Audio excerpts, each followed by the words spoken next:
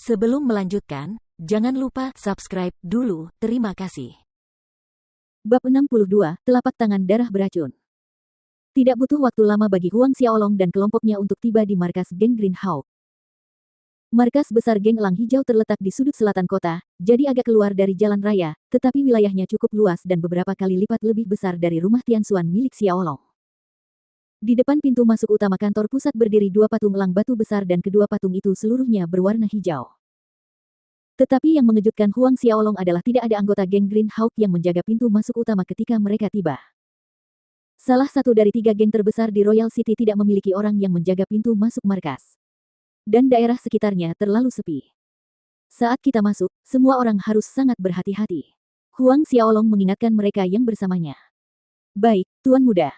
Semua orang mengangguk. Fei Hao dan yang lainnya sudah menyadari keheningan aneh di udara. Saat kelompok itu mendekati pintu masuk utama markas besar geng Elang Hijau, Xiaolong mencium bau samar darah, meskipun sangat samar, dia yakin itu adalah darah. Saat mereka mendekat, mereka sesekali menemukan jejak darah di lantai batu. Akan tetapi, meski begitu, tidak ada tanda-tanda kehadiran pengikut geng Green Hawk, menyebabkan semua orang merasa aneh dan merinding. Alis Huang Xiaolong berkerut. Tak lama kemudian, mereka sampai di aula utama. Tepatnya aula utama yang kosong. Namun, di singgasana emas yang menjadi pusat perhatian, ada seorang pria parubaya dengan alis tebal yang mengenakan jubah bermotif elang. Kelompok Xiaolong saling bertukar pandang. Dia adalah pemimpin geng Elang Hijau, Jiang Wei. Seru pengawal istana Marsekal, Wang Ning, saat melihat lelaki setengah baya yang sudah meninggal di atas kursi emas. Huang Xiaolong melangkah cepat, diikuti oleh yang lain di belakangnya. Mayat Jiang Wei tergeletak di kursi dan kedua matanya tertutup rapat. Tidak ada napas yang tersisa di tubuhnya, tetapi tidak ada darah atau luka di tubuhnya yang bisa dilihat Xiaolong. Sebuah pikiran melintas di benaknya, dan Huang Xiaolong mengangkat telapak tangannya dan memukul bagian tengah dada Jiang Wei, dan jubah bercorak elang itu pun meledak berkeping-keping. Setelah jubah itu hilang, semua orang melihat dada telanjang Jiang Wei yang memiliki jejak telapak tangan berwarna hijau pudar. Daging di sekitar jejak telapak tangan itu mulai membusuk dan banyak garis hitam hijau menyebar dari jejak telapak tangan itu ke area tubuh lainnya. Serangan telapak tangan beracun yang sangat kuat. Wajah semua orang di sekitar tampak terkejut. Ini seharusnya adalah jurus pertempuran tingkat bumi tingkat rendah, telapak darah racun. Fei Hao menambahkan. Telapak tangan darah beracun. Wang Ning dan tiga penjaga lainnya menelan ludah. 30 tahun yang lalu, salah satu adipati daerah kerajaan Luotong beserta seluruh keluarganya dari atas sampai bawah tewas akibat serangan telapak tangan beracun ini. Meskipun sudah berusaha keras untuk menangkap pembunuhnya seolah menghilang begitu saja setelah kejadian itu dan tidak pernah muncul lagi sejak saat itu. Aku tidak menyangka akan menemukan ini lagi sekarang. Kata Chen Yu yang merupakan pengawal istana Marsekal Ordo ke-10 lainnya. Seorang adipati daerah setara dengan seorang gubernur provinsi Huaxia, seorang adipati daerah dan seluruh rumah tangganya serta tidak kurang dari 1000 pengawal terbunuh. Tingkat kekacauan yang disebabkan oleh insiden itu dapat dibayangkan. Sebuah cahaya berkedip di pupil Huang Xiaolong dan masalahnya tampak lebih rumit dari yang dia kira. Jiang Wei yang mati di luar dugaannya, terlebih lagi, dia terbunuh oleh Poison Blood Palm. Mungkinkah orang yang membunuh Jiang Wei adalah orang yang sama yang memerintahkannya untuk mengirim murid-muridnya untuk membuat masalah di toko sutra keluarga Li? Dan apakah pembunuhnya adalah salah satu orang misterius yang muncul selama pesta perayaan ulang tahun Limu? Tuan Muda, bagaimana kita harus menghadapinya? Pada saat ini, Fei Hao menunjuk ke arah pria parubaya, pemimpin kelompok yang membuat masalah sebelumnya. Tolong, aku mohon padamu, jangan bunuh aku. Jangan bunuh aku. Pria itu tampak gelisah, dengan cemas memohon belas kasihan Huang Xiaolong. Suara Huang Xiaolong terdengar muram, biarkan dia pergi. Semua orang terkejut, namun tak seorang pun berkeberatan. Namun kedua pengawal istana Marsekal Ordo ke-9 dengan hormat menjawab, ya, lalu melepaskannya. Terima kasih, terima kasih. Pemimpin kelompok geng Elang Hijau sangat gembira, berterima kasih kepada Huang Xiaolong tanpa henti sebelum melarikan diri dengan panik. Namun, saat sosoknya menghilang dari pandangan, terdengar suara jeritan keras. Semua orang terkejut saat sosok-sosok melesat keluar dari aula utama di saat berikutnya dan menemukan pria setengah baya dari geng Elang Hijau tergeletak di lantai agak jauh. Kelihatannya sudah meninggal. Xiaolong berjalan ke arah mayat itu dan menyingkirkan pakaian yang ada di dadanya, memperlihatkan bekas serangan telapak tangan darah beracun. Fei Hao, Wang Ning, dan Chen Yu segera mengamati area tersebut, tampak waspada.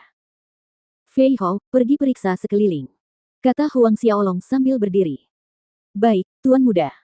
Kata Fei Hao, dan dia melompat ke atap, menghilang dalam sekejap.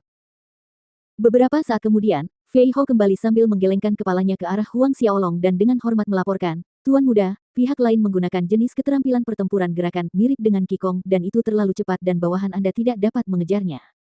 Menurut pendapat bawahan ini, pihak lain adalah ahli tingkat akhir Orde ke-10. Puncak akhir Ordo ke-10.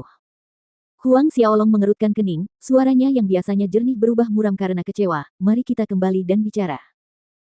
Tidak lama setelah mereka meninggalkan tempat kejadian, berita tentang terbunuhnya pemimpin geng Lang Hijau, Jiang Wei, menyebar dengan cepat di kota kerajaan, sehingga menimbulkan kegemparan. Pemimpin geng Lang Hijau adalah seorang prajurit Ordo ke-10 dan memiliki lebih dari 1000 bawahan di bawahnya, namun ia terbunuh. Topik tersebut dibahas di setiap sudut kota. Malam, aula utama Tianshuan Mansion.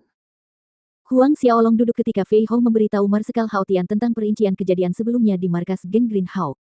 Mendengar itu membuat Marsekal Hao Tian tampak serius. Hao Tian, atur beberapa orang untuk melindungi Li Lu dan Li Cheng, kata Huang Xiaolong. Ya, Yang Mulia, tenang saja, saya akan membuat pengaturan yang tepat. Marsekal Hao Tian menjawab dengan hormat, bawahan ini akan menyelidiki masalah ini dan menangkap orang itu. Kemudian, dia ragu sejenak sebelum melanjutkan, Yang Mulia, perjalanan latihanmu ke hutan bulan perak dalam 2 hari terlalu berbahaya. Selain itu, sekarang setelah kejadian seperti ini terjadi, akan lebih baik jika Fei Hao, Wang Ning, dan yang lainnya ikut denganmu. Meskipun Marsekal Hao Tian membujuknya, Huang Xiaolong menggelengkan kepalanya. Tidak perlu. Jika dia bertemu dengan seorang ahli alam Xiantian, tingkat bahayanya akan sama bahkan dengan Fei Hao dan para penjaga di sekitarnya. Dan tujuan utamanya adalah untuk berlatih, melibatkan mereka dalam perjalanan ini akan merepotkan. Sedangkan untuk akademi, tolong sampaikan informasi kepada Sun Zhang tentang kehadiranku. Dia berencana untuk berlatih dan tinggal di hutan bulan perak selama 5 bulan, mengingat itu adalah periode yang sangat lama, tentu saja, dia perlu memberitahu akademi. Marsekal Hao Tian mengangguk dan menerima tugas itu. Beberapa saat kemudian, Fei Hao dan Marshal Hao Tian pergi. Huang Xiaolong kembali ke kamarnya dan mengeluarkan ranjang giok dingin. Sekali lagi, dia duduk bersila, mencoba mempelajari cara memanggil roh bela diri naga tunggal. Waktu berlalu dan 2 hari telah berlalu. 2 hari terakhir ini, Fei Hao telah mempersiapkan segala sesuatu yang akan dibutuhkan Huang Xiaolong dalam 5 bulan ke depan dan seperangkat pakaian baru yang dipesan dari toko sutra keluarga Li dikirimkan secara pribadi oleh Li Cheng.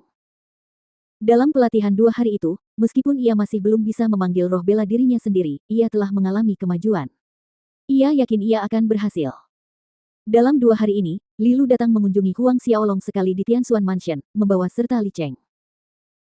Tentu saja, dia tertekan dan merajuk ketika mendengar bahwa Huang Xiaolong berencana untuk pergi dan berlatih di hutan Silver Moon. Namun, sebelum dia meninggalkan Tianshuan Mansion, Li Lu berbalik dan dengan nada serius namun tegas berkata kepada Huang Xiaolong, Xiaolong, aku juga akan bekerja keras dan berkultivasi untuk menjadi istri yang berkualitas untukmu.